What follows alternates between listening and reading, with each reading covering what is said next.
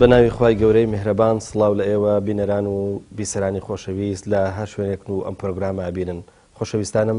خۆشحاڵم کە خوای پەروەردگار دەرفەتی پێدان و جارێک کە هاتینەوە خزمەت ئێوەی خۆشەویست.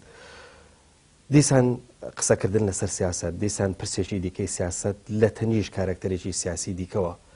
خۆشەویستان ئەمە بۆ چونکە تاکو ژیان بەردەوام بێ قسەکردنیش لە تەنیشتەوە بەردەوامە بێ و تاکو ئێمە لە کوردستانە بژین و تاکو چارەنووسی ئێمە بەدەستی کارکتەرە سیاسیەکانەوە بێ کۆمەڵێک پرسیاری جەوهەری و کۆمەڵێک پرسیاری گرنگمان بۆ دروستە بێ کە ئێمە وەکو پیشەگەرێکی بواری ڕۆژنامەنووسی ئەو پرسیارانەی کە دروستە بێ ئەبێ بە دوای وەڵامەکانیان بگەڕێن یاخود ئەو تێڕوانینێک کە ئێوە هەتانە ئەو پرسگەلێک کە ئێوە هەتانە ئێمە ببیکەین بە کۆمەڵێک پرسیاری جەوهەری و بە دوای وەڵامەکانیان بگەڕێن ئەم پرسیارانش بەرینە بەردەم کارکتەرە سیاسیەکان بۆ ئەوەی وەڵامی پێویست وەرگرین. ئەم جاریان لە شاری هەولێر لەگەڵ بەڕێز کاک عەبدولستار مەجید ئەندامی ئەنجومەنی سیاسی کۆمەڵی ئیسلامی پرس و بابەتی ئەم جارەمان تاوتوێکین. کاک عەبدولستار زۆر سوپاس بۆ ئەم دەرفەتە. سەلامت یاخوا سوپاس بۆ بەڕێزتە. ئەگەر پرسیاری زۆر سەرەتامان ئەوە بێ کە جەنابەت یەکێک بووی لە کارکتەرە سیاسیە دیارەکان لە ناو کۆمەڵی ئیسلامیەوە لە هەرێمی کوردستانە، بەڵام دەمیرنێ ماوەیەکە جەنابەت بەو شێوەیە دیار نیت. ئایا ئێمە ئازانین کە جەنابەت ئێستا وەزیری لە حکوومەتی هەرێمی کوردستانە، وەزیری کوشت و کاڵیت. ئایا سەرقاڵی وەزارەتەکەت وای لێ کردویت کە کەمتر کات بدەیت بە بوارە سیاسەکە یاخود هەر بە خۆت ئۆتۆماتیکی وەکو چۆنەڵێ وەکو پشووێک وەکو خولیایەک ویستوتە ئەندازەیەک لە پرسە سیاسەکان دوورکەویتەوە؟ بەناوی خوای بەخشندەی میهرەبان خۆشحاڵم بە دیداری بەڕێزتان و یاخۆ بەخێر بێن و سەلام و ڕەحمەتی خوای گەورەش لەسەر هەموو لایەک بێ. کاک پەیوەندە من سیاست تەنها لە پەیوەندی سیاسەکاندا نابینمەوە، واتە ئەگەر هەر کەسێک لە کۆبنەوە سیاسی و لە علاقاتە سیاسیەکان کەم پێم وایە ئەوە مەودایەکی زۆر تەسکە لە سیاسەتی ئیسلامی ببێ ئەوە دیارە حزوری هەیە لە مەجالی سیاسیدا و ئەگەر نەبینرێ یا کەم ببێنێت دیارە ئامادەی لە مەجالی سیاسی نییە یا کەمە. خۆی سیاسەتی دروستە سیاسەتی ئیسلامی بە هەموو ئەو کار و چالاکی و خزمەت و هەڵوێست و گفتار و ڕەفتاران دەگوترێت کە بە شێوەیەکی ڕێکوپێک و بە شێوەیەکی دروست خزمەت بە خەڵک دەکا و خەمخۆری خەڵکی تێدا دەنوێنرێ و بە شێوە لە شێوەکان مشوری کاروباری خەڵک دەخۆی. جا ئەوە ئەگەر لە حزبدا بێ، لە ڕێکخراوێکدا بێ، لە حکوومەت بێ، لە حتا لە هەندێک بواری کۆمەڵایەتیشدا دەکرێت کەسایەتێک سیاسەتێکی دروست بکاکە خزمەتی چینێک یا خزمەتی کۆمەڵی لە خەڵکی کۆمەلگاکەی خۆی بکە. ڕاستە من بەڕاستی لەوەتێ بەشدارم لەو کابینەی هەشتمی حکوومەتی هەرێمی کوردستان زیاتر دەستم گیراوە و زیاتر خەریکی کاروباری وەزارەتەکەم، چونکە ئیش و کارێکی زۆرە و وەزارەتێکی زۆر بەرفراوانە. دەتوانم بڵێم ینی فراوانترین و سڕوپرترین وەزارەتە لە حکوومەتی هەرێمی کوردستان کە پەیوەندی بە هەموو ئەو بابەتە گرنگ و گەورانەوە هەیە لە کشت و کاڵەکەی واتە دانەوێڵە، سەوزە، لە سامانی ئاژەڵ بە هەموویەوە و لە دارستان و باخداری، لە سامانی ماسی، لە پەلەوەر، لە ئاو بەنداوەکان، ئاودێری، بەڕاستی ئیش و کارێکی زۆرەوە دەتوانم بڵێم لە قۆناغەکانی ڕابردوو لە کابینەکانی ڕابردوو ئەم وەزارەتە پشتگوێ خراوە و فرامۆش کراوە. من ناچارم لە کاتێکدا کە لە ڕابردوودا پشتگوێ خراوە و بە قەیرانی دارایی تێدەپەڕین و قەیرانی سیاسیمان هەیە و قەیرانی یاساییمان هەیە، ناچار بووم بەڕاستی کاتێکی زیاتری پێ ببەخشم، هەرچەند لەگەڵ ئەوەشدا ئێستاش نەمتوانی حەقی خۆشی پێ بدەم. بەڵام ببوورە کاک عەبدولستار، بەڵام دەگوترێ لە هەرێمی کوردستانە لە 2.5 ڕابردووە کۆمەڵە کارکتەری سیاسیمان هەیە بە جۆرە لە جۆرەکان سیاست لەسەر ژیانی ئەوان تاپۆ بووە واتە ڕێگاگەلێکی دیکە نییە کە زۆرترین خەڵک بچێتە ناو کاری سیاسیەوە بێ بە کارکتەری سیاسی دیار ئەوەی کە لە هەرێمی کوردستانە پێیە گوترێ کارکتەری سیاسەتی دیار دەکرێت مەسەرەن بۆن من لە هەر هێزێکە چەندە موچاوێک چەند کارکتەرێکی سیاسی بێ بەڵام هەر یەکە لەمانەش ئێستا ڕاستەکەی ڕوبەڕووی گلەیی بوونەوە لەوەی کە هەرێکان بخۆیان هەسارەیەکیان دروست کردووە واتە لە ڕێگای چۆنەڵی با بڵێن نەریتێکی سیاسیەوە یاخود با بڵێن لە ڕێگای پێدراوێکی سیاسیەوە خەریکی بنیادنانی خۆیانن واتە با ئاوا بڵێن لە کار و چالاکیە سیاسیەکان دابڕاون سیاست ئەندازێکی زۆر بیانی بێکەس ماوە کاک ئەوسار ئەمە نابێت بە گرفتێکی گەورە تۆ سیاسەکەت هەیە چەند ساڵ دەسوپەنجە لەگەڵ سیاست و لەگەڵ کەینونەکانی سیاسەتان نەرمەکە بەڵام وردە وردە هێدی لە سیاست دوورەکەوێتەوە ئەو کاتە خەمە سیاسەکان بێکەسە بن ینی بەو مانایە مەشغوڵیەتی کارکتەری سیاسی چی دیکە مەشغوڵەت نابێت بە کاری سیاسی و بە کەینونە سیاسەکانەوە خۆی کاک پەیوەند پێم وایە دوو بابەتێ لێرەدا یەکەمیان سیاست چییە کە من لە پرسیارەکەی پێشوو تۆزێک ئاماژەم پێکرد وەختێک کە ئێمە زانیمان سیاست یانی چی بە گشتی سیاسەتی ئیسلامی بێ یا غێری ئیسلامی کە بریتە لەوەکو باسم کردی ئاماژەم پێکرد کە سەرپەرشتیکردنی خەڵک واتە تۆ پێمەسەد خزمەتی خەڵک و خەم خواردن لە کاروباری خەڵک بۆ دەسۆزینواندن بۆ خەڵک و کارکردن لەم چوارچێوانە دیارە بێگومان لەسەر بنچینە و بناغەی پێندێک یاسا و ڕێنمایی مەبادی دروست بەڵام ئایا جار هەر باسی بەشەیەکەمەکەی بکەم ئایا ئەم پێناسەیە بەسەر چەند ئەو خەڵکی کە پێی دەوترێت سیاسی جێبەجێ دەبێت ئایا فعلەن ئەوانەی کە ئێستا سیاست دەکەن فعلەن دڵسۆزی خەڵک و میلەتی وڵاتی خۆیانن فعلەن ینی دەیانێت خەم لە خەمەکانی خەڵک کۆن و خەمیان کەمکەن و کێشەکانیان چارەسەر بکەن کە من پێم وایە بەشێکی بەڕاستی بەشێکی بەهۆی نەبوونی ئەم دڵسۆزی و خەمخۆریەکە ناخی لەگەڵ ئازار و میحنەت و ناڕەحەتەکانی خەڵک یەک نییە لەگەڵیان ناڕوە خۆی بۆ بە هۆکارێک لە هۆکارەکانی ینی پەیدابوونی ئازار و میحنەت و ناڕەحەتی خەڵک و میلەتەکەی خۆی ینی کاتێک مەسەلەن ئەگە باسی سیاسەتێکی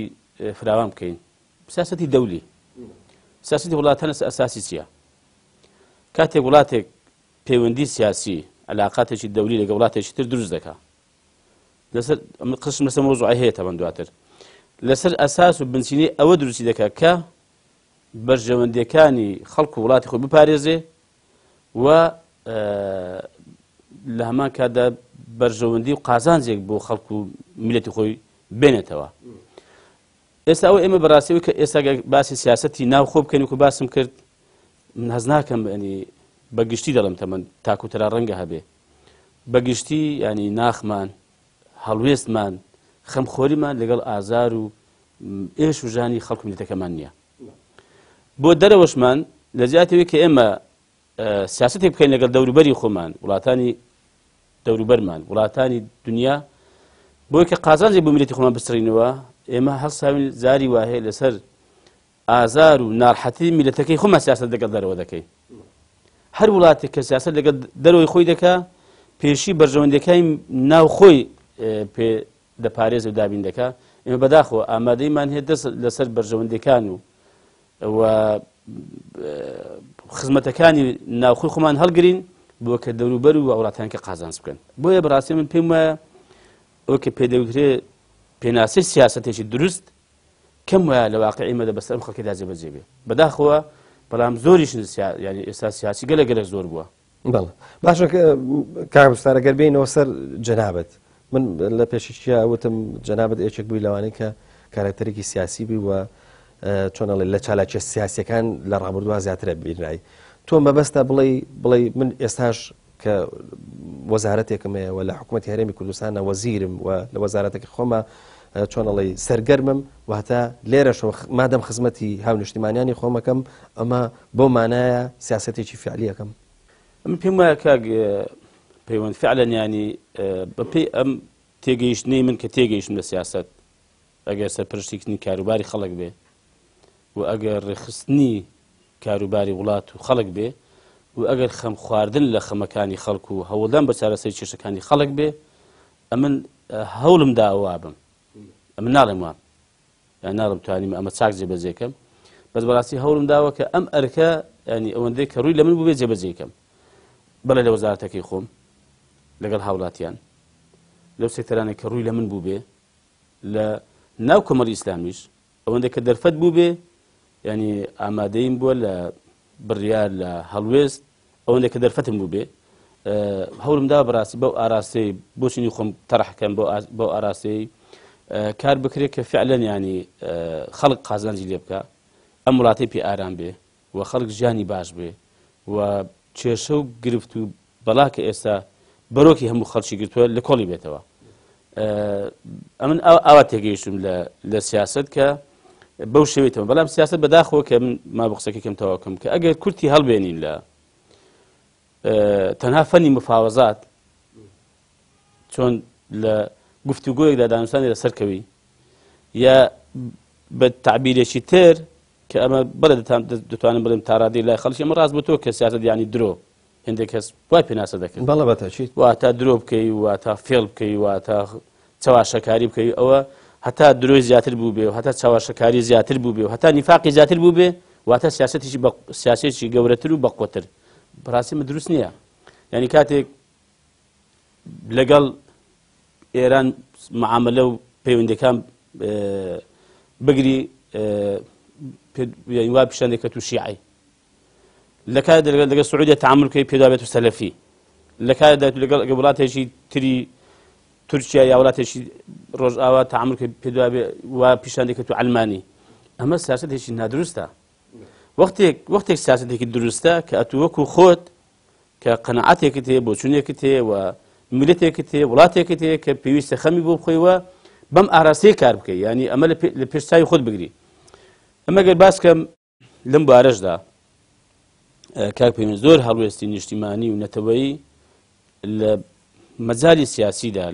لەوەی کە لەو سێکتەری کشتوکار کە بەدەستمانەوە بووە پاتوتە پێشەوە لەگەڵ عێراق ئێمە ڕاست و ڕێکوڕون تەعاملمان کردووە کێشەمان بووە بە ڕاشکایی باسی کێشەکانمان کردووە وەچوین لە لای خۆشیان باسمان کردووە لەگەڵ کوماری ئیسلامی ئێران کێشەمان لەسەر ئاو هەیە ئێستاش ئەو بەنداوانێک کە ئەوان دروستی دەکەن ئێمە بە ڕاشکاوی ئەمە ئەو بە سیاسەت دەزانم لە ڕاگەیانیش گوتومە لە لای قونسوڵەکانیشیان گوتومە و لە لای جێگیری سەرۆکۆماری ئێرانیش کە 2014 سەردانمان کردن لەوێش هەر باسم کردووە کە ئێمە نیگەرانین لەو ئەو بە هەموو بەنداوەکە ئەوە دروستێکن سەر ئەوانەی کە دەژێنە هەرێمی کوردستان دەتوانن سود لە ئاوەکانی خۆتان ببینن بە شێوەیە کە زیان بە ئێمەش نەگەێنن ئەمە کە پێدەوتی ئیدارەی ئاو یا یاسا ئیدارەی ئاو بۆیە پێم وایە لەگەڵ تووشیا بە هەمان شێوە لە کۆبنوویە لەگەڵ وەزارەتی ئابووری تورکی کە وەزیری ئابووریشان ئامادە بوو باسی ئەوەی کرد کە گوتی ئێمە پێمان باش نییە هەرێمی کوردستان لە عێراق جیابێتەوە پێویستە ئێمە ئەو وەزع فراوان کەین و هەموو وڵاتانی ئیسلامی بەیەکەوە بین و ئەم پارچە پارچەیە نەهێڵین وتم وەڵڵای ئەمە وەختێک ڕاستە کە کاتی خۆی دەوڵەتی عوسمانی هەبووە ئەندازەیەکی باش خزمەتی بە هەموو گەلان کردووە لەگەڵیان باش بووە تا ڕادەیەک دادگەر بوون زوڵم هەبووە ستەم هەبووە بەڵام وەختێک ئەگەر ئەمە هەبێ ئەو کاتێک کوردیش قەت داوای شتێکی سەربەخۆی خۆی نەکردووە بەڵام ئێستا ئێوە وڵاتی خۆتان هەبێ 22 وڵاتی تری عەرەبی وڵاتی سەربەخۆی سیادی خۆی هەبێ بەڵام میلەتێک کە لە هەموو میلەتانی تری دنیا گەورەترە کە 40 ملیۆنە بەڵام وڵات و کیان و قەواری ڕاستەقینی خۆی نەبێ ئێمە ینی مەبەستم سیاسەتی دروست ئەم بەڕاستی ئەو بە دروست دەزانم کە ڕاست بێ کە ڕێک بێ لەگەڵ دەرەوەشی ئێمە لەگەڵ وڵاتی بیلاڕوسیا ڕێکەوتنامەیەکمان واژوو کرد پرۆتۆکۆلێکی لێک تێگەیشتن لێشی لە قسەکاندا گوتم ئێمە ئامادەی هەنێ ئەم پرۆتۆکۆلی ئاواژوو بکەین ئێمە قەنەعەتمان وایە بە شێوەیە کە ئێمە قازانج بکەین بەڵام لە هەمان کاتدا هیوادارم ئێوەش قازانج بکەن ئەمن نامەوێت قازانجێک بکەم بەڕاستی زیان و زەرەر لە گەلانی ئێوە بدەم بۆ بکە کاک پەیوەند ئەوە قەنەعەتی منەوە ناخیشمە بە حەقە من قەنەعەتم نییە بڕوان بەوەی نییە کە حتا لە پرۆتۆکۆلیشدا تەنها قازانج بۆ میلەتی خۆم بپسڕمەوە تەمەن بە تەواوبوونی زیان بۆ ملەتێکی تر ڕاست بەڵکو بە بەرژەوەندی هاوبەش بێ. کاک عەبدولسەر بەڕاستی ئێستا نێوانی سیاسیەکان و نێوانی خەڵک خۆشتیە، ینی بە سەراحەت بە ئەچیت هەر کوچە و کۆڵانێک ئەچیت هەر شوێنێکی گشتی غەیبەتی سیاسیەکانە. لەبەرەوە بەڕاستی ئێستا باوا بڵێن ئێرەی بە کەسی سیاسی نابرێت لەوەی کە مەسەلەن بۆ نمونە ئەو کەسایەتی سیاسیە خەڵک بەخیل بێ بە ژیانی نازانم بە شێوازی مامەڵەکردن و هەروەها بە تەنانەت بە پێگەکەشی ئەم فۆرماواتە ئەم یاخود با بڵێن ئەم تێڕوانینە بۆ سیاسیەکان تەسەورەکرێت کە تەڕوشکی پێکەوسوتان بێت تەنانەت ئەوەی کە سیاسی باشیشە ئەوەی کە باوەڕی وایە کە لە سیاسەتا ژیان دۆستێکی زۆر هەیە و هەروەها پێویستە ئەمە خزمەتی ئینسانیەتی پێ بکرێت تەنانەت ئەمەشی بەڕاستەکەی لە ناو بردووە واتە کە باسی سیاست دەکرێ تەنانەت کارکتەرە باشەکانی ناو دنیای سیاسیش لە وڵاتی ئێمەیە ئەوانش لەگەڵ چۆنەڵی لەگەڵ وشکەکە سوتاون پێت وایە ئەمە بەچی ڕاست دەبێتەوە یاخود پێت وایە ئەمە شتێک هەیە ناوی ڕاستکردنەوە بێ پێت وایە ئەمە ڕاست دەبێتەوە. کاک پێم وایە بەشی زۆری ئەوە کە خەڵک بە یەک چاو تەماشای سیاسیەکانی کردووە لەوەی کە بە باش ڕەفتاری کردو یا ئەوەی کە کەم و کوڕی و یا سیاسی نەبووە یا بەڕێکوپێچی و بەدەستسۆزانە تەعامل لەگەڵ میلەتی خۆی نەکردووە. ئەم پێم وایە ئەوە بەشی زۆری خەتاوی سیاسیەکان خۆیانە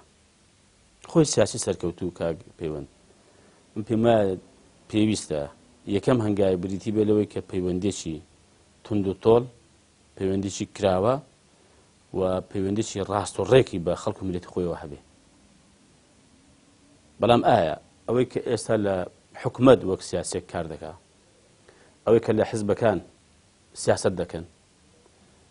ئایا پەیوەندی نێوان ئەوان و خەڵک و میلەت بە شێوەیەکی گشتی ڕاست و دروست و کراوەیە نەکەرەوە ئایا لەگەڵ ئەندامان و کادیرانی خۆیان کراوە و دەرگایان کراوەتەوە و پەیوەندیشت تۆڵان بێکەوە هەیە بامە بیکەن بە پرسیارە شتی وا هەیە بەڵێ نەریتێکی ئاوا هەیە وەکە جەنابەت پرسیاری لەسەر زۆر کەمە ینی زۆر کەمە بەڕاستی کا پەیوەند ینی چێ دەرگای کردوتەوە بڵێ دەرگای ئاوەڵایە و کراوەیە و فەرمونون ئێمە لە خزمەتداین پێشنیار دەکەن ڕەخنەمان لێ دەگرن چێشۆ مشکلەکانی خۆتان دێنەوە باسی دەکەن بۆ جوتان لێ بگرین لە چێشۆمی جارێ ینی ئەم پێم وانییە هیچ سیاسێک سەرکەوتوو بێ ئەگەر لە بوارە کۆمەڵایەتەکەی سەرکەوتوو نەبێ زۆر پەیوەندێکی پتەیان بەیەکەوە هەیە. باری کۆمەڵایەتی تەنها بەستم تازیە نییە بەستم سەدانی نەخۆش نیە تەنها بەڵێ سەدانی نەخۆش سەرخۆشی بە کورتی بەشداریکردن لە خۆشی و ناخۆشەکانی خەڵک بێنی کاریگەریشی گەورەی هەیە لەسەر دروستبوونی کەسایەتێکی سیاسی دروست سەرکەوتوو. ئێمە بە زۆری سیاسەکان ئەمەیان نەقوستانە ئەسڵ بەکاری نازانن بە ئەرچی نازانن پێم وایە کە ئەرکێکی گرنگە لەو لاشەوەکو باسم کرد لە ڕووە سیاسیەکەی تریشیەوە بۆ نمونە وەزیرێکە بۆ نمونە ئەندامێکی مەکتەبی سیاسی حزبێکە ئایا لەگەڵ ئەو سێکتەرێک کە کاری تێدا دەکات ئایا کراوەیە لەگەڵیان دەرگای کردوتەوە یا نەکە دەرگای نەکردوتەوە بە تەلەفۆنش کەس دەستی ناکەی و پرسیارێکی لێ بکە دەرگای ماڵشی داخراوە کە کەسێک سەردانی بکە مەرحەبایشی بکە چێشم دی باشە ئەم خەڵکە ناحەقە کاتێک کە گریان لێ بکە کاتێک کە سەرزەنیشتیان بکە کاتێک کە لەوانەیە زارزار ناڵم شتێکی دروستە قسەشیان پێ بڵێ بۆیە جاری وا هەبووە کاک پەیوەند لە هەندێک تەبەن مناسبەت دەبنی کابر لەوانەیە ڕوبەڕوو قسەیەکی کرد بەڵام قسەکەی زۆر تون نەبووە بەڵام دەبین لە کۆمنتێک لە نامەیەک کە نووسیوتی مەسەن زۆر تون قسەی کردووە بەخوا جاری وەزنیویشی داوە ئەمن گوتومە کاکە ئەگەر قسەکەی زۆر ناشیر نەبوو بێ لەبەر خۆم نا لەبەرەوەی کە دەیخوێنەوە پێم جوان نییە بۆ خۆی جاری وێ ناشیر زۆر پێی دەشکێت ڕەنگە لام برد بێ بەڵام ئەگەر لەبەر من بێ بەخوا لام نەبوو ئەوەی شتیش ماوە تەمەن هەموو بەڵگەش ماوە گوتمە کاکە لیگەڕن قەی ناکات زابێکی لەبارم داوەتەوە چکە پێم وایە ئەم کەسە یا ئەوەتە حەقێکی بەدەستەوە پێی وایە ئەم حەقەی لای منە و زەوت کراوە یا ئەمن فعلەن بەرپرسیان وە فعلەن بەرپرسیاریشم کە خەمی لێ بخۆم مەسەلەن حەقەکەی بۆ بژێرمەوە کێشەکەی بۆ چارەسەر کەم کاکە خەم لە ژیانی خۆم کابرا مەسەن نانی نییە ژیانی نەماوە یا ئەوەتە خراپ تێگەیشتووە یا معانەتێکی دەردێکی هەیە کاکە ئەگەر پێی وابێ بەم جنێەوە بەم قسە ڕەقا معانەتەکەی لا دەچێت دەردەکەی چارەسەر دەبێ باشە با بیڵێ کاک عەبدولسەر عەفو تخوا ببوورە بکەم بە پرسیارێکی تر تۆ جەنابەت خۆراوەشت بینیوە ئەو وڵاتانیشت بینیوە کاراکتەری سیاسی لەوێش هەمان مامەڵاکە یعنی پەیوەندی نێوان خەڵکو و نێوانی بەرپرسە سیاسەکان یاخود نێوانی خەڵکو و نێوانی کاراکتەرە سەرچەکانی حکوومەت کە لە کاراکتەرە سەرچە سیاسەکان پێگەن ئەو نێوانی ئەوانش ئەوها دوورە یا مەسەن بۆن منە پەیوەندی ئەوان پەیوەندێکی نۆرماڵە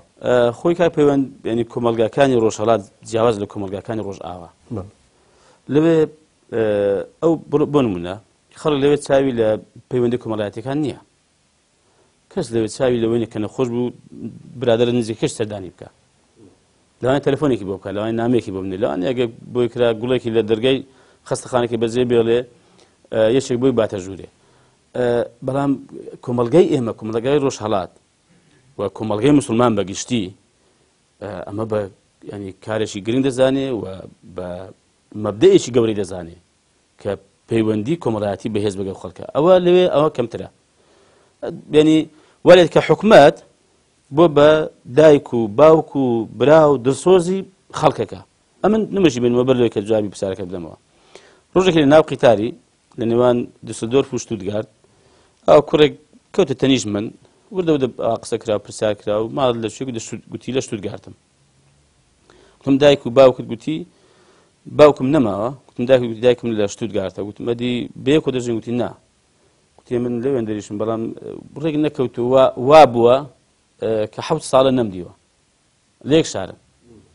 پەیوەندی کۆمەڵایەتی زۆر لاواز لێوێ بەخە باشە چۆن دەبوو دایکتە ئاخر سبینێک باوکت ینی برات ئەوانە پێویستە مەسەڵەن بۆ خەم خواردن بۆ کێشەیەک بۆ نەخۆشیەک بۆ ناخۆشیەک گوتیمە حکومەت باوکمانە حکومەت دایکمانە حکومەت برامانە هەموو شتمانە ئەوان لێ سیستەمێکیان داڕش و ئاوا بیر دەکەنەوە بە وڵاتی ئێمە ئەوان نییە لەگەڵ ئەوەشدا سیاسەکانیان بەرپرسەکانیان سادەن دەگوترێ باس سواری قیتارە بن سواری زۆر ئاساییە بەڵێ زۆر ئاسایی ناو خەڵکیانی دەگەڕێن ناو خەڵکنیانی ئەوە نێ مەسەن شتێکی بەنی لە خەڵک ببن بە شتێکی عەجایب و سەیر خۆی کاگە پەیوەند بەخوا ئەگەر تەماشای ئیسلام و بەرنامەکە خۆشمەکەی وایە ئەکاکە دەبڕێت تەماشای پێغەمبەری پێشەواکە سەڵاو سەمی خوارد لەسەر بێ هەمیشە لە ناو خەڵک بووە بەڵێ دەزانم بارودۆخ گۆڕاوە دەزانم زەمن جیاوازە خەڵک جیاوازە خولەفای ڕاشدین هەر بە هەمان شێوە هەر ناو خەڵک بوون ینی لەگە خەڵک تێکەڵ بوون ینی جاری وایە نەیانزانیوە کامیان برا گەورانە کامیان بەرپرسە کامیان خەلیفەیە کەسێکی لای دەکە هاتووە لەبەرە کە سادە لەگە خەڵکەی خۆی ژیاوەتەبان ئێمە نە بەڕاستی نە ئەوەیە کە ئەو ئێستا ئەو کولتور و سەقافەتێکی ئێستا لێرانە هەیە نە ئەوەیە کە لە ئیسلام و لە بەرنامەکەی خۆمانەوە سەرچاوی گرت بێ وەنە ئەوەشە کە ئێمە سوودمان لە کولتور و سەقافەتی ڕۆژئاوا وەرگرت بێ سوودمان لە دیکتاتۆریەت و تاغوتێتی ئەم وڵاتانی دەوروبەری خۆمان وەرگرتووە کە سیستەمێکی سەقەت بەڕێوەبردنێکی وڵات بە شێوەیەکی زۆر نادروست و ناسەرکەوتووە تەماشا دەکەین بۆیە هەموو کێشە و گرفتەکانی ئەم دنیا لەم ناوچەیە ئێستا کۆبەتەوە و شەڕە ئاوارەیە دەربەدەریە هەژاریە ستەمە کوشتنە هەرچی هەیە لەم ناوچەیە ئێستا سەری هەڵدا کۆبەتەوە بەڵێ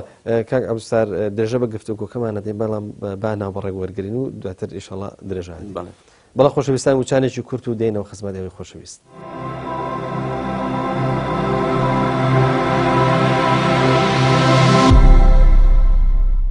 بەڵێ خۆشەویستان جارش کە سڵاو لە ئێوە بەردەوامە بین گفتوگۆکەمان لەگەڵ بەڕێز عەبدولستار مەجید ئەندامی ئەنجومەنی سیاسی کۆمەڵی ئیسلامی کاک عەبدولستار پرسیارێکی گرنگ هەیە ئەوەیە کە خۆتەزانی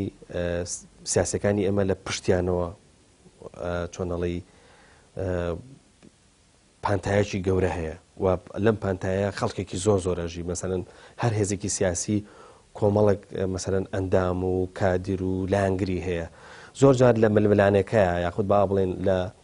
کاتی قسەکردنە یاخود با بڵێن لەو ململانە سیاسیانەی کە هەیە کارکتەرە سەرچەکان دەرەکەون و کارکتەرە سەرچەکان قساکەن لە کاتی قسەکردنە زۆر جار کە پەیوەندەکان تێگەچێت یاخود کە ململانەکان دەست پێەکەن ینی با ئەوە بڵێن کارکتەر سەرەکان بەدەنگ هاتوون قسەیان کردووە و ئەم قسەکردنە زۆر جار دۆخەکەی شێواندووە با ئەوە بڵێن سیاسی ئێمە هەستی بەوە کردووە یان بەم ئیحساسە و ئیشی کردووە کە ئەو خۆی بە تەنها ناژی بەڵکو ژیانێکی تەوەرەی و خەرمانەی هەیە لە دوایەوە کۆمەڵە خەڵکی تری زۆر ئەژین و هەر وەختێک کە چۆن ناو ململانەکانەوە بە تەنها خۆی ململانە ناکە بەڵکو کۆمەڵە خەڵکی تریش ئەباتە ناو ململانێکەوە ینی سیاسی ئێمە بەم ئیحساس خۆ کارەکەت ئەگەر ڕوخسەت ببەردەوەی وەڵام پرسیارەکەی تر تەواو نەبوو باش بەشێکی وەکو باسم کرد خەتای سیاسیەکان خۆیانە ئەو ئاماژەم پێ کرد نەنە زۆر دوور تەفسیلی هەیە مۆزوعە بەشەکەی تر هەر خەتای خۆیان هەیە لە ڕوویەکەوە خەتای بەڕاستی حیزبەکانیشە لە ڕوێچکەوە خەتایەکی کەی تریانەوەیە کە کاک پەیوەند ئەم پێم وایە کەسی سیاسی وێڕایەوە کە بەڵێ لە حیزبێکی سیاسی کار دەکا بەرنامەیەکی هەیە دەیەوێ سەریخە بەڵام پێم وایە هەموو حیزبەکان لە یەشدا کۆ دەبنەوە کە دەڵێن ئێمە ئەم حیزبە وەسیلەیەکە بۆ خزمەتکردنی خەڵک بۆ بەرەو پێشبردنی وڵات بۆ دروستکردنی کیان و قوارەیەکی ڕاستەقینە کە ئێستا مەکول پێدا تێدەپەر لەم هەلومەرج زەماندا باشە ئایا بەنی فعلەن وا ڕەفتاری کردووە یعنی ئایا لە ئەگەر کارێکی بەدەست بوو بێ شتێکی بەدەست بوو بێ بەرژەوەندێکی لەدەست بوو بێ ئایا وا بووە کە ئەندامانی حیزبە جیاوازەکانیش سوودیان لێبینی بێ یا تەنها بۆ خۆی بۆ حیزبەکەی نەک بۆ خۆی حیزبەکە جاری وایە بۆ خۆی بۆ بنەماڵەکەی بۆ یعنی چەند کەسێکی محدود یعنی ئەم بەرژەوەندیە سوودی لێبینراوە ئەمە بەڕاستی ئەمەش خەتای خۆیانە یعنی ئایا من ئێستا لە وەزارەتە کار دەکەم ئایا فعلەن توانیمە بۆ ئەندامێکی کۆمەڵی ئیسلامی بۆ ئەندامێکی بزوتنەوەی گۆڕان بۆ ئەندامێکی یەکگرتووی ئیسلامی پارتی یەکێتی شوعی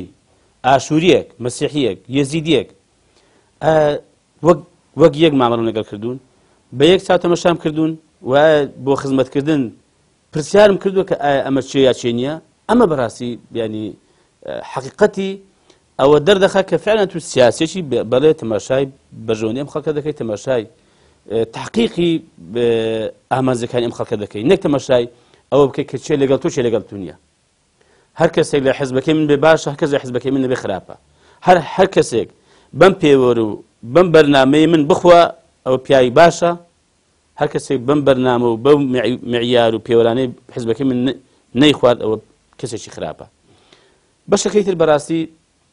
کاک پەیوەند جاری وا هەیە کەسێک دەیەوێت فراوانش خزمەت بکە بێ فەرقیش خزمەت بکە بەس بەداخەوە تەعەسوبی حیزبی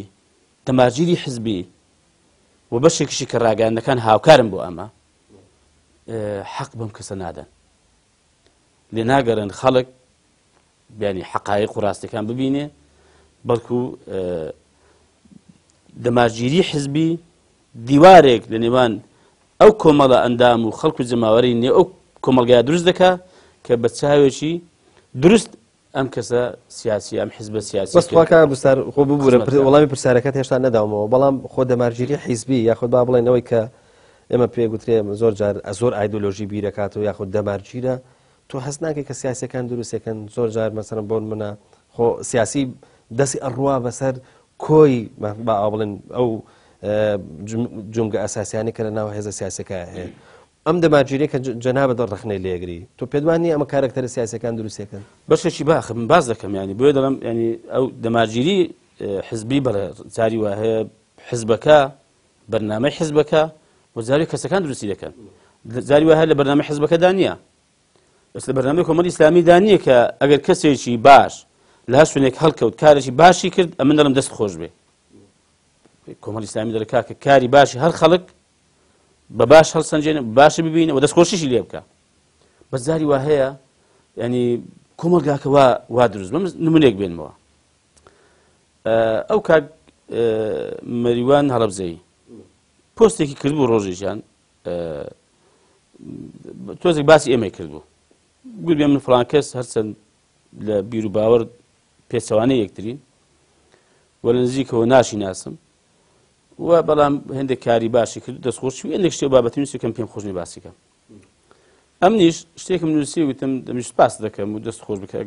ئەوە خوا لە قورئان دەفەرمێ وەلا تەبخەسوا الناس ئەشیاءهم باش وایە هەر کەسێک کارێکی باشی کرد فعلەن ئەگەر باشی کرد دەستخۆشی لێ بکرێ و بەکارەکەی بزانرێ کۆمەڵێک گلەی و گازان داهاتنەوە کەم پێم وایە ئەوە زۆر ئاساییە ئەنی باشە من چۆن بتوانم ئەم پیاوەش تۆزێک ڕاستکەمەوە، چۆن تێی بگەێنم کە ینی ئەمن وا بیر ناکەمەوە کە ئەگەر تو کارێکی باشت کرد نەڕێن باشت کرد دەکات دەکە ئەو بیکە بەڵام من نیکەم. ینی ناڵم ینی ئەندامانی کۆمەڵ مەبەستمۆ نییە، مەبەستمێن هەر بە شێوەیەکی گشتی ئەم کۆمەلگایە بە ئاقارێک ئاراستە کراوە هێندێ زار ینی ئەم حەقیقەتە کە کاری باشی هەر کەس بە باش ببینرێ و پێی بزانرێ دەستخۆشی لێ بکرێ ئەمە زۆر زاوی ئاواژوو کراوەتەوە و یا نابینرێ یا لێ ناگەن بەڕاستی ببینرێتەوە. ئەگەرم وڵامی ئەم پرسیارەش تێکەڵ چێشکەیتەوە لەگەڵ ئەم وڵامی ئێستات ئەویش کە باسمان کرد لە ڕابردووە وتمان زۆر جار سیاسیەکان واجهەن لە دوایانەوە بەسەرم پانتایەک هەیە واروها چۆنەڵی خەڵکیی زۆر هەیە لە ئەندام و کادر و واروە ئەوانەی کە وەلایان بۆ هێزە سیاسیان هەیە زۆر جار ینی ئەوەی کە چۆنەڵی ململانەکان تێگەدا واڕۆی چۆنەڵە ململانە سیاسی و باشەکان مەسەلەن بۆ نمونە کارکتەرە سەرێکیەکانی مەسەلەن ناو دنیای سیاسین قسەکە لەسەرەوەی ئایا کارکتەری سیاسی ئێمە ئیحساسەکە بەوەی کە خەڵکێکی زۆری لەگەڵایە و هەر وەختێکە ئەم تێڕوانینێ ئەو یاخود با بڵێن ئەم قسەکردنەی ئەو یاخود با بڵێن ئەو ڕاگانەی ئەو دەتوانێت مەسەن ململانەکان لە بارێکی ئاساییەوە بگۆڕێ بۆ بارێکی گرژ و خراپ. خۆی دەبێ وابێ کاگە پەیوەند ینی حزبی سیاسی کەسی سیاسی ئامانجێکی هەیە بەرنامەیەکی هەیە بێگومان دەبێت ئەو کەسە سیاسی هەوڵدا بۆ جێبەجێکردن و تحقیقی ئەم ئامانجە بۆ جێبەجێکردنی ئەم بەرنامەیە و لە واقعدا دەبێت هەوڵدا ئەوەی کە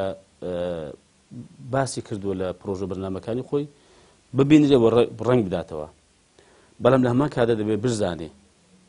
کە کۆمەڵ خەڵکەشی زۆر هەیە پێوە کاریگەرە و تەماشای دەکا نابێت بە ئاقارێکدا سیاست بکە بە ئاقارێکدا بڕوایە هەر یەک شێواز لە معاملە و لە هەست و کەوت بزانێت کە بەهۆیەوە لەوانەیە ینی خەڵکێکی زۆر تووشی بەدگومانی دەربارەی قەزیەک دەبێت لەوانەیە بێئومێدی ڕوو لە هێندی خەڵکیکە بکە و لەوانەش جاری وا هەیە خەڵکێک بە ئاراستەیەکی خراپدا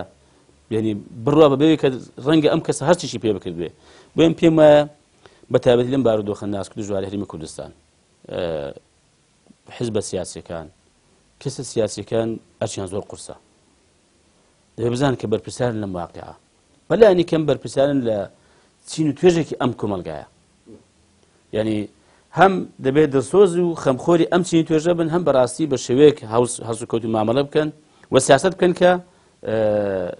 ینی ئەمانە پێ دڵخۆش بێ و ئاراستێکی خراپ وەرنەگرێ. وەکو باسم کرد جاری واشێ وەکو ینی شت ئاواژوو دەکرێتەوە تەبەن و زۆر جار ینی هەنگاوی دروستیش بە نادروست لە قەڵەم دەدرێ. بەڵام پێم وایە ئەوەی کە ئامانجێکی دروستی هەبێ و بەرنامەیەکی دروستی هەبێ پێویستە لەسەری بەردەوام بێ و پێشم وایە لە کۆتاییدا هەر دەتوانێ قەنەعات بە خەڵکێکی زۆر کاکە ئەم ڕێگای دروستە.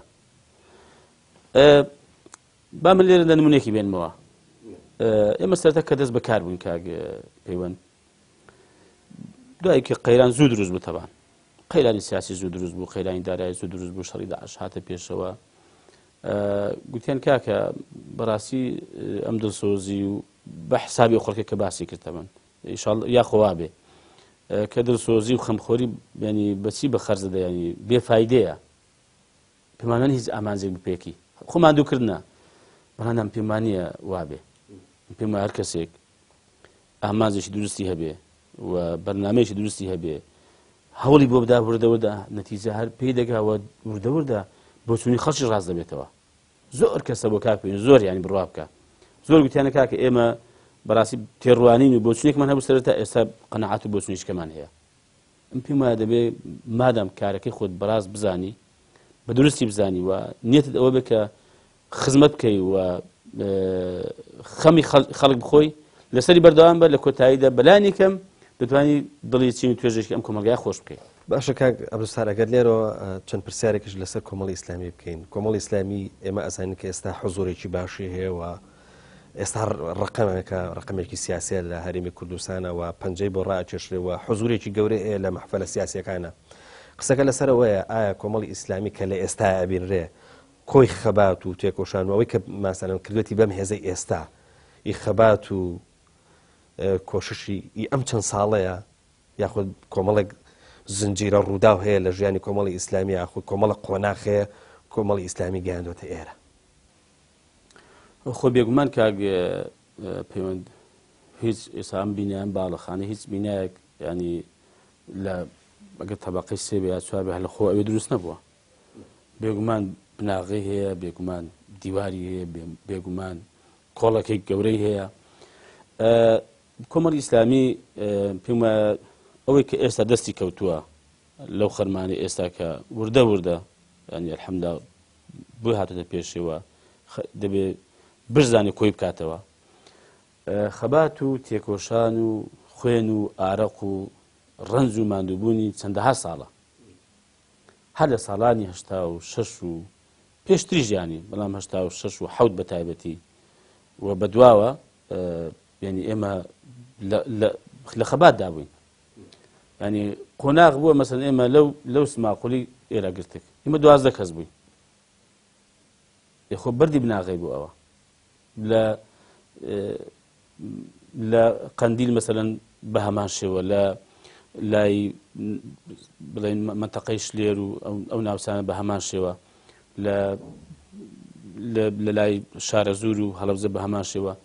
ینی خۆ ینی ئەوەی کە ئێستا دەیبینی تەبان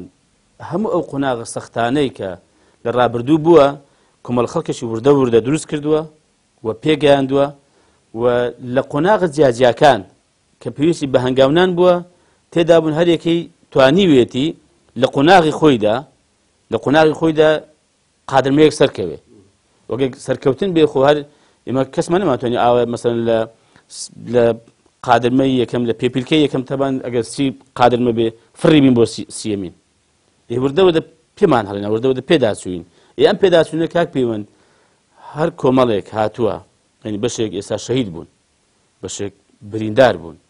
بەشێک ئێستا بەڕاستی ژیانیان ماندوو بوون، مەسن بە ساڵاتدا چوون لە ژیانێکی ئێستا ناڕحەتدان. هەموو ئەوانە ینی هەموو ئەوانە بەشدار بوون و لەگەڵ ئەوەی دواتریش دەبان بەشدار بوونەوەی کە ئەو دەستکەوتانی ئێستا کە کۆمەڵی ئیسلامی بەدەستی هێناوە. ینی ناکرێ ئەمە ینی دادگەری نییە و ئینساف نییە تەبان تەنها بۆ ئێستای بەنی حساب بکرێت کە ئەوانەی ئێستا تێیدای بەشدارین ئەم دەستکەوتانە ئەم حزوری ئێستا کە کۆمەڵی ئیسلامی لەم کۆمەلگایە لە ڕۆ سیاسیەکەیەوە لە ڕوو هەڵوێستەوە لە پەرلەمانی لە حکومەتی نەوەڵام پێم وایە هەر لە دڵسۆزی و لە خەمخۆری و لە خەبات و لە ناحەتی و لە دەردی سەری یەکەم کەس کە بەردی بناغەکەی داناوە تا ئێستا ینی بەشدارە بە هەمووان ئێستا گەیشتوە ئێرە. وم پێش مایە ڕەنگە جارێ زۆریشی مابێ و خەڵکەشی تری زۆریش پێویست دەکات کە بێن بەشدار بن لە قۆناغە جیاجیەکانی تری کۆمەڵی ئیسلامی کە پێویست دەکات تا بە ئامانجی هەرە گەورە و سەرەوەی بگات. کاک عەبدولستار کۆمەڵی ئیسلامی ئەگەر مێژووی 2001 بۆ حساب بکەین ینی واتە ئەوەی کە لەژێر تایتڵی کۆمەڵی ئیسلامیە مەسەلەن بۆ نمونە کۆ بێتەوە ناوێنرێ کۆمەڵی ئیسلامی ئەوان ینی لە ماوەی چەند ساڵێکە بە تایبەتیش لە دوای 2003 کۆمەڵە قۆناغی زۆر خێرا بڕێ یاخود با بڵێن کۆمەڵە گۆڕانکاری زۆر خێرا لە ناوم هێزای دروستە بێ. هەرچەنە ئەمە لەلایەن هەندێک کەسەوە لاوانەیە بە سلبی بشکێتەوە، بەڵام زۆرینەی کەس ئەوانەی کە لە مانای سیاسی بە مانە قوڵەکەی تێگەن هەر هێزێک توانای تەفاعولی ئاوا بوو و توانی بەپێی قۆناغەکان ینی زۆر گونجان لە خۆیان دروست بکە و گۆڕانکاری لە خۆیان دروست بکە بە هێزی باش و بە هێزی چۆنەڵی زیندوو حسابەکرێ. کۆمەڵی ئیسلامی لە دوای 2003 ئەگەر ئاوا حسابی بکەین لە شوێن لە جوگرافیایکی بچووکەوە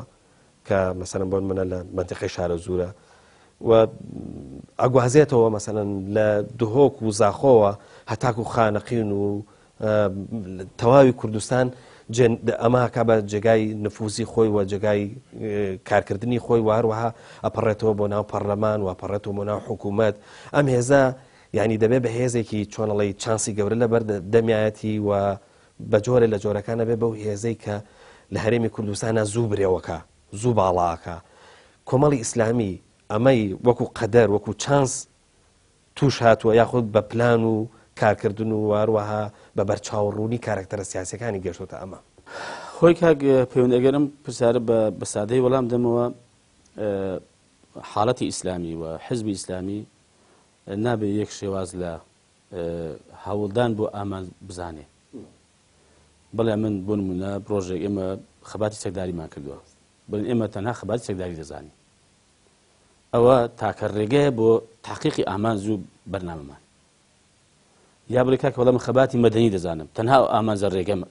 تاکە ڕێگەمە بۆ گەیشتن بە ئامانزەکانم. بیا سیاسی یا هەر بوارێکی تر. پێم وایە سوپاس بۆ خوا، یعنی ئێمە هەر لە سەرەتاوە ئاوا تێگەیشتن لە قورئان، ئاوا تێگەیشتن لە دین کە بریتیە لە ئامان زمان ئەوەیە کە تحقیق و مەسلحەت العیباد کە فوقەها زۆر باسیم قەزایان کردو. واتە تحقیق و بەدیهێنانی بەرژەوەندەکانی خەڵک بەگشتی ها مسلمان و غێری مسلمان. ئەمە بە باش ڕوون بێ، یعنی ئەوە مەبەستەن عیباد ئەوە بووە، مەبەستەن هەر مسلمان نەبووە. ئەو ئامانزە کە ئەمە لە دین ئاوا تێگەیشتوین، بەڵام شێوازەکانی هەوڵدان بۆم ئامانزە دەگۆڕێ لە قۆناغی بۆ قۆناغیشی تر، لە کۆمەلگای بۆ کۆمەلگایشی تر، لە زەمانێک بۆ زەمانێکی تر. بە ئەم سێ دەتوان بڵێم سێ قۆناغ هەیە بە سادەی بۆ بداسکەم. ئێمە قۆناغی چەکداری سەرەتا تەمە کە دەستمان پێکرد شۆڕش و پێشمەرگای دژ بە ڕژەی بەعەس کە بڕوا بکە لە کوردستانیش لەو ناوچە ئازادکراوەکانیش ئێمە هەر کێشەمان هەبووە و کێشەمان لەگەڵ حیزبەکانی خۆمان هەبووە، هەرەشەمان لێکراوە، دەورەمان گیراوە، بیانیان پێگوتوین با بەمە هاتوین خەبات دەکەین. ئەگەر نەباین دەمەک بابێ ئێوەی ئیسلامی دوای ڕاپەرین لەکوێ بوون. ئێستا کە هین کاکە بیانوان پێدەگرن و شەڕمان پێدەفرۆشن. ئەمە قۆناغێکی زۆر سەخت بوو کاک پێوەند. ئەو برادرانێکی ئێستا گوێیان لێمانە بە بیریان دێتەوە کە ئێمە کە کاتێک 88 حکومەتی بەعەس 87 و 88 دەستی بە ئەنفالەکان کرد، کەوتین سەر سنوورەکانی ئێران. دەزانیتیان ینی بە ئێمە گوت ئێرانیەکان کە کاتی ئیتفاقن لەگەڵ حکومەتی عراقی کرد، وتیان کاکە سێ ڕێگاتان لە پێشە. ئەگەر دێن بەڕێزەوە لە ئۆردوگاکان بەبێت چەک دادەنیشن فەرموون، مە سوپاسان دەکەین ماڵتان ناوە بێ. ئەگەر دەڕۆنە دەرەوە وەکو بەشێک لە حیزبەکانی تر، ئەوە ڕێگاتان بۆ دەکەینەوە لە ڕێگەی UN و دەتوان بسن وەکو پەناهێندە لاجئ لە وڵاتانی ئەوروپا و ئەمریکاوانە بژین. ئەگەر خەباتی چەکداری دەکەن بەردەوام دەن فەرموون ئەوە عێراق. ئێمە ئەوەی سێمان هەڵبژاردووە. بزانین بەچ دەردی سەرێک هاتین بارەگامان لە ناوچەکانی سونێ و لە ئێستا ببیرمە لە بێدەری خوا و لە بێدەری سەرۆدانا. دەزانین کە چوین ئەو شوێنەی خایەنمان کردو بارەگەمان دەزانین چی بوو تەبان پێویستە ئاماژە پێ ئەو کات محەممەد وەتمان ئێستاش ماوە سوپاسی دەکەین. ئەو کاتی مەبەست عەلی باپیر نامەشی بۆ نووسین چوین، دەزانین ئەویش هەر ئەوەندەی بەدەستەوە بوو کاکە دوو خانووی داینێ گاوگورچی لێ بەخێو دەکرا، چون خایەنمان کردوتەوە بارەگامان لێداناوە، تەسلیم نەبووین. 89 نەوەت کە حیزبەکان دەستیان لە جیرفانی دەرێ نابوو، کەس بڕوای بە شۆڕش چەکداری نەمابوو. ئێمە ئەو کاتی مەفرەزەمان کرد لە قەندیلی و هاتین لە کورتێک لە ڕێبایاش حکومەتی بەعەز دەین، بە ساڵغامان داکەوتین بریندارماندا ناسا گەڕاینەوە کە خەڵک دەیان بابە ئێستاوانە بەتەمای شۆڕش پێشمەرگایەتی. ئەمە قۆناغی یەکەم، ینی قۆناغێکی سەخت ناڕحەت لە ڕووی مادیەوە لە ڕووی وەزعی سیاسیمانەوە، قۆناغی ئینتیفازە. دەی باش ئێمە لەوێ لە قۆناغی پێش ڕاپەڕین خەڵک لە پێش ئێمە نەبووە، لە ڕاپەڕینیش دەکات ئێمە بزوتنەوە ئیسلامی بووین، دەکات کە بزانین داخۆ حیزبەکان چێ لە ڕاپەڕین لە پێش ئێمە بووە، لە پێشەوە بوو ئێمە لە دوایە هات بین. دوای ئێمەش کە کۆمەڵی ئیسلامی بووە قۆناغێکی تر، ینی وەمە پێش کۆمەڵی ئیسلامی بەڕاستی خەڵکی زەماوەڕێکی باشمان هەبووە، بەڵام چێشە و گرفتیشمان هەبووە دیارە بەهۆی ئەو چێشە و گرفتانێک کە هەبوو کۆمەڵی ئیسلامی ڕاگەیەنراوە کە بە شێوەیەکی دروست و ڕێک و پێکتر سیاسەت بکە و خزمەت بکە وە دەسۆزی بنوێنێ. ئێمە ئەو قۆناغە سەختانەی کۆمەڵی ئیسلامیش دیسانەکە کە قۆناغێکی تر بوو لە قۆناغەکانی خەبات و تێکۆشانی ئیسلامیمان، کە ئەو کاتەی دیارە بۆ هەموو دنیا دەزانێت کە ئەمریکا بە غەدر بە زوڵم تۆ بارانی کردین و خەڵکی زۆر لێ شەهید و بریندار کردن و دەربەدەریش بوون ناچار بوون ئێمە ئەو شێوازی کاری ڕابردوومان بگۆڕین بۆ شێوازێکی تر بۆیم پێم وایە کاک پەیوەند یعنی هۆکارێکی سەرەکی